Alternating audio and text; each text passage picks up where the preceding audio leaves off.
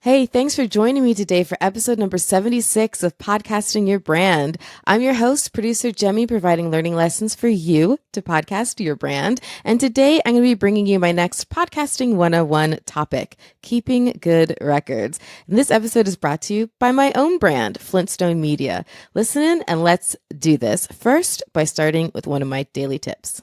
Hey, it's producer Jaime with your quick tip for the day, and we're going to continue with how to improve your sound. And one of the best, simplest things that you can do is just know how to properly use your microphone. So I'm using a dynamic microphone. This one is a Tascam TM70. I absolutely love this microphone. And as with most dynamic microphones, in order for me to use it properly, I have to speak right into the top of it, about an inch away from it, and that's how it captures the sound the best. So that's how I use this microphone. But a very commonly misused microphone is a Blue Yeti. So if you've got one of those, is a side assessed microphone. So it's dynamic, but instead of talking to it like this, you're talking to it at the side, and not just any side. It's the side with the label, because if you talk to it on the wrong side, you're talking to it, on the wrong side. It's not going to sound good. So your tip for the day is just know how to use your microphone. More tips for you every day at podcastingyourbrand.com. So be sure that you're following me on TikTok and Clapper and YouTube and wherever else you can find me on social media so that you get all of my daily tips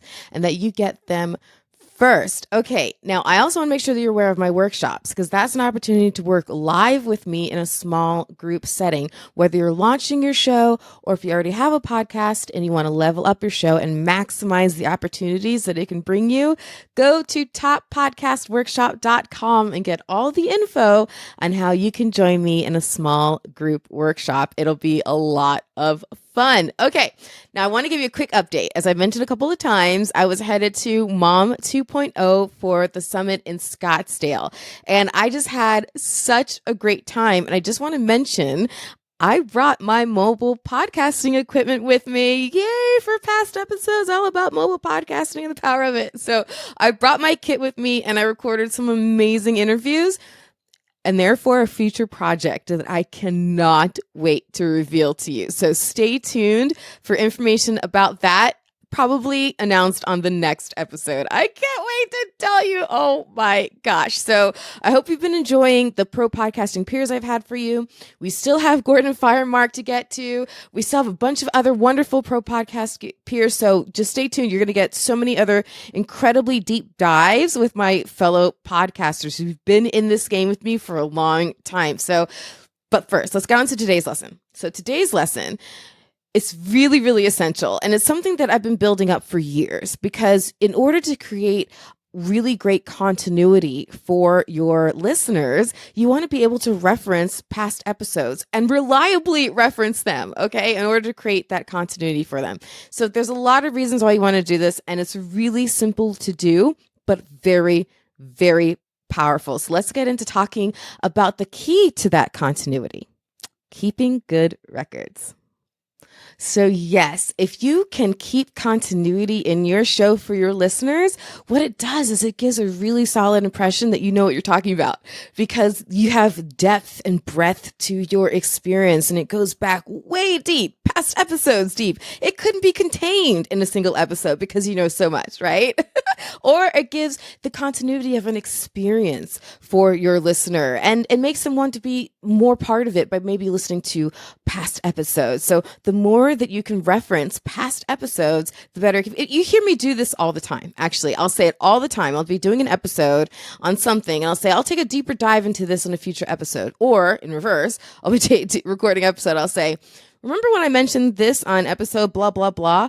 And it drives people to that back episode. So you want to mention the episode, and you want to include a link to whatever episode you're referencing in your show notes. So that's it. Easy peasy. End of episode, and we're done. End of lesson. No, we're not. We're just getting started. So let's talk about a couple of reasons why you would want to reference a past episode, and then the process of doing it. Okay, so first of all, like I said, taking deeper dives. I love that. So sometimes you're doing an episode on topic A, and in fleshing out topic A, there's a piece of that where if you could do a whole tangent, a whole deep dive on it, but it would take that episode way out of scope. So you say, as I said many times on this show, I will do a deeper dive on this in a future episode. Okay. So then you take that idea and you jot it down and you add it to your living list of ideas that you've been brainstorming this whole time that I've been teaching you how to podcast. Okay. So add it to your living list. And when you're ready to cover it in the future episode, then now you know, hey, remember when this episode is going to be a continuation of, remember when I covered this on episode 43, I started talking about blah, blah, blah. And I promised I would take a deeper dive into just how to do this or that, or the other thing. Well, this is what we're going to be talking about today. And then you include that link to the past episode in your current episode. And then when people are now listening to your current episode, whether it's the first time they've heard an episode of you or they've heard to a few, if they've missed that back one, they're going to go back and listen to it. They're going to find it. They're going to check it out and they're going to listen to it. So deeper dives are a great reason to need to do this. Okay. Now, let's say you also have had a guest on in the past that you're having them on again.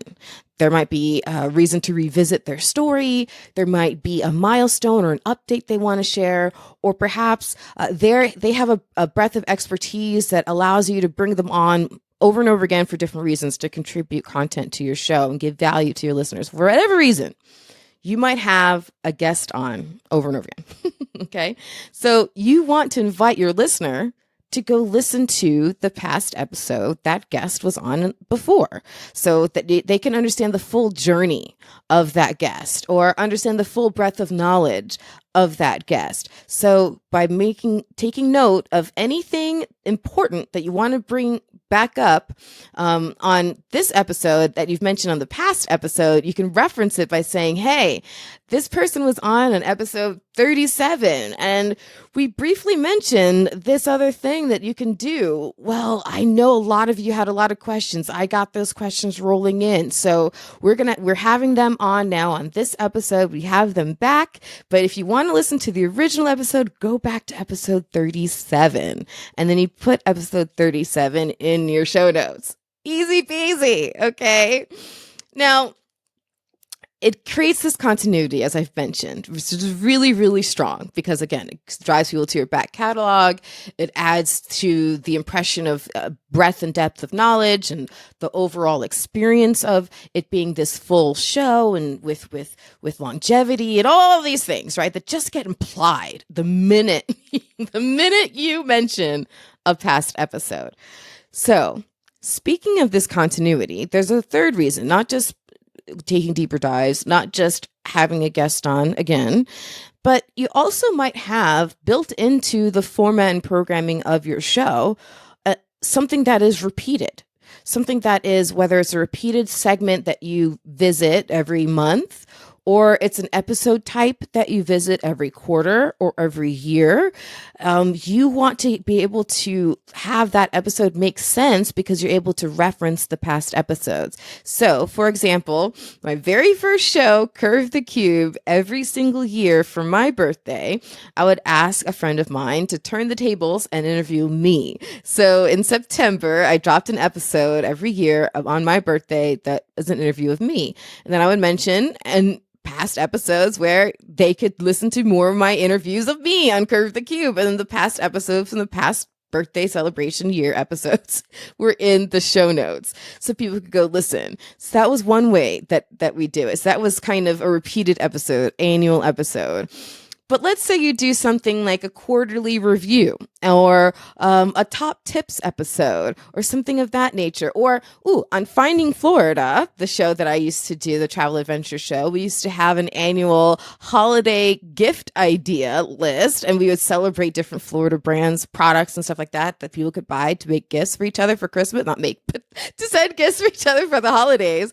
And so that list we would want to reference, so easily, obviously, referencing the entire list, say, hey, if you want to see what we've recommended in the past year, go to episode blah, blah, blah. But more importantly, much more importantly, it was important for us to know what we recommended those past years so we didn't repeat ourselves.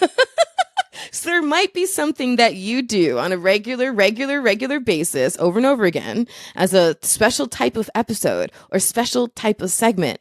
And you need to be able to track what you've covered in the past in that episode and in that segment so that you can mention it in the future versions of that, or just not repeat the same thing and not trip yourself up like that. Okay. So you want to make sure, or for example, how much would it stink if you had a trivia segment and you were like, oh, no one's going to get this question. And like immediately everyone knew the answer because why? You said the same trivia question 6 months ago. So don't do that, right? Great record keeping can be super solid and useful for all of those reasons. So what do you want to actually keep track of? You definitely want to keep track of the episode numbers and the release dates. That seems like the simplest thing, right? But then what else? What else is important? Well, the topics that you've covered can be very, very important to know. The guests that you've had on, and topics covered can be as simple as the title of your show. But if you know your titles are a little bit more clever, whatever, then just put the topics in too. But also the guests that you've had on, you want to make sure you keep track of which guests have been on when. And also, if it's important, you might also want to know when you recorded your episode or where you recorded your episode, depending on your show. So those are going to be things. So anything that is very basic, generic, episode number, date, recording date, topic, guest, but then anything that might be specifically important information for you, like the location you recorded at, if that's important to your show, or in this case of this show, I track what my topics are, but I also, and of course my pro podcasting peers, what episodes they show up on and what topics I discuss with them. But I also track, this is probably the most important thing that I track for this show, which daily tips I include in each episode. So I include a daily tip at the top and the bottom of every episode. And I don't want to repeat it. I don't want to throw you the same daily tip on more than one episode. So I track that. Which daily tip do I include in each episode? So now that brings us to how to keep track. Okay, now I've done this a few different ways over the years, and it's all been dependent on the show that I'm working on, and sometimes it's the client. They have a preference, so take these ideas and you pick which one works best for you and your show and your team and your co-host and whoever else might be involved. All right, so one of the preferred ways that my clients have is Google Docs. We use Google Docs all the time. The reason we use Google Docs is so if you have a Gmail account, or if you don't, create one, it's free. But Google Docs is really great because it's essentially Google's version of Microsoft Word. And you can create the document. It's online, so it's shareable with whomever you want, but also private. So you can keep it private and only share it with specific people. And then in real time, so let's say you have a co-host or something like that, in real time, you can actually see any changes you guys are making to that document. But I like you Google Docs because of that fact. So I'll make my production notes for every single episode in Google Docs. A lot of my clients like to do that too. So the production notes have all the details of their guests and all that kind of stuff. All that information is in there. A document, production notes document for each episode. So it's online, accessible from anywhere. It's searchable. So if you want to know when's the last time you talked about cake toppers, if you're in a wedding business podcast, I don't know, you could quickly search your all your Google Docs for cake toppers and see what episodes it pops up in, something of that nature. So it's private, it's shareable, it's searchable, all those things. I love Google Docs. An option I love just a little bit more, though, is still made by Google, still free, still in the same suite of apps, but it's hardly known.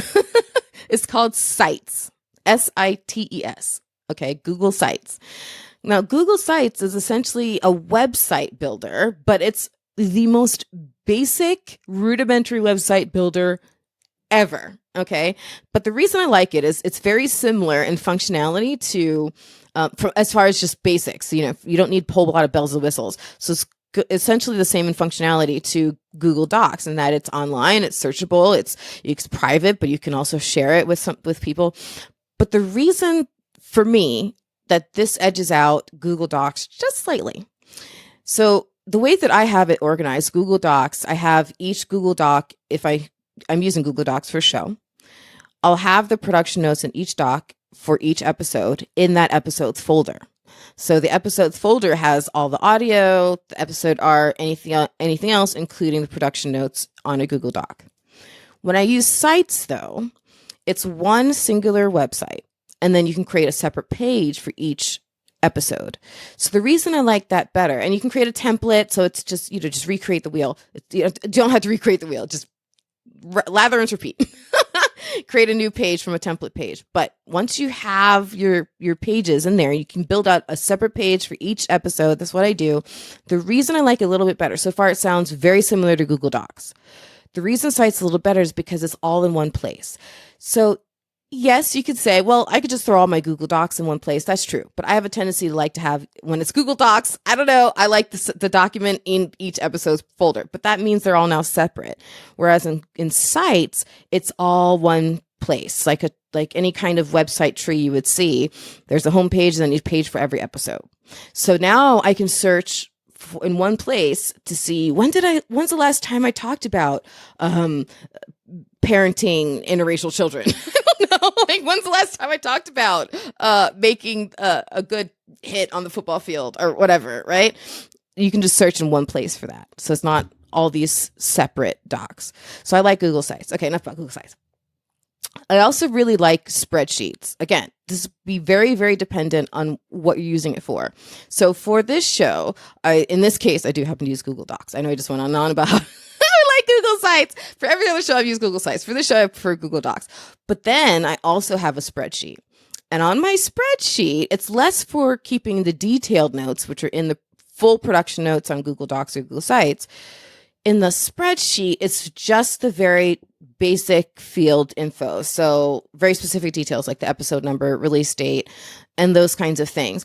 But the reason, so what I use it on for this show is to track in one place. My eyeballs can just look up and down which episodes had guests on them and which guests they were, which topics, which daily tips were included in each episode, and what the topics were. So I have a spreadsheet with that, so I can just quickly, easily in one place, my brain can see it from like 1,000-foot view, my full show's content overall, and kind of plan things accordingly moving forward. But having that document there means that anytime I then would have, let's say, Sean Savage on again, I would be able to say, well, make sure you go back to episode 75 when I had Sean Savage on before, and we talked about using music in your podcast. That's actually an accurate reference. So if you want to go back to episode 75, you can listen to Sean Savage and I discuss how to use music in your podcast. You see? And I know that because I keep good records. See what I did there? So what did I say? Google Docs, Google Sites, and spreadsheets. And the spreadsheets in Gmail, just so you know, in Google, their version of it is just Sheets. It's just called Sheets. So it's essentially the equivalent to Microsoft Excel. All right. But it really can be anything, any tool that you want to work with that seems intuitive to you and will work for you and your team, or just you, whatever. But it's just something digital so you can access it anywhere, and searchable so that you can actually get the benefit of finding the information that you're tracking. Okay, digital and searchable.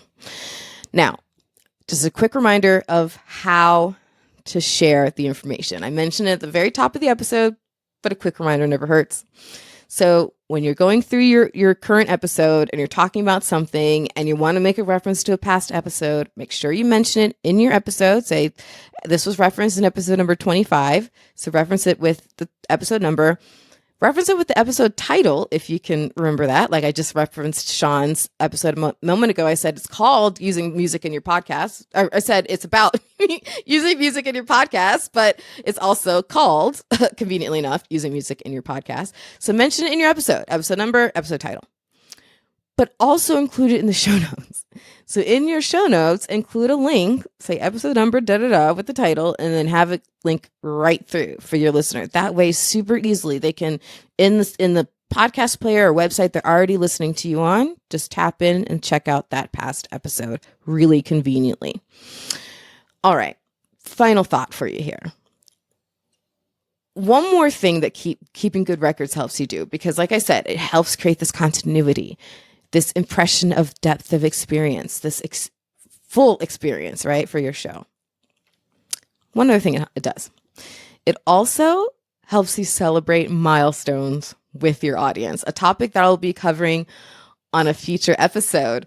And when I do, I have a feeling I may say something along the lines of, and if you recall back on episode 76, when I talked about keeping good records, wink, wink. See, that's exactly how I'll do it. So you'll hear me say that on a future episode as I reference this episode all about keeping good records. All right, now let's end with one more of my daily tips. Be sure that you are following me on social media and everywhere so you get all of my daily tips and you get them first. And if there's a tip that you want me to share or something you want me to talk about on a future episode, or if you want your show featured as a show that is growing with this show, on podcastingyourbrand.com, I can put a little thumbnail of your show art and have it click right through to your show. If you want that, email me, Jaime, Jaime at flintstonemedia.com, and I'll be happy to do any of the above for you. Super excited to connect. Or if you just want to send me a message and say hello, I'd love to get that as well. And I cannot wait to tell you very, very soon what the project is that I started recording for at Mom 2.0. I cannot wait to drop that information for you. Hopefully, cross my fingers, I will be able to do that next week. Okay. That's it. It's producer Jaime signing off for now. And remember, the only thing more powerful than your voice is your spirit to use it. So turn that mic on. And now, let's end with one more daily tip. Hey, it's producer Jaime with your tip today, continuing our focus on mobile podcasting. And I talked about how yesterday you should hold the microphone for your guest. I told you why. Well, if you have a co-host and you have two microphones and you have a guest, that means if one's for your guest, there's only one microphone between you and your co-host. So what do? Well, here it is. You hold the microphone, not here, but like this, for your co-host. That way, whenever your co-host needs to say something, they don't have to signal you or wait or hope that you point the microphone at them or anything like that. They can just begin speaking. And when you want to say something, guess what? You know you, so you just point the microphone at yourself, blah, blah, blah, and you talk, and then you point the microphone back at your co-host while the guest is talking and you're both waiting to speak. That way, again, if your co-host needs to say something, they don't have to signal you. Come back here every day for more tips, podcastingyourbrand.com. I'm producer Jaime.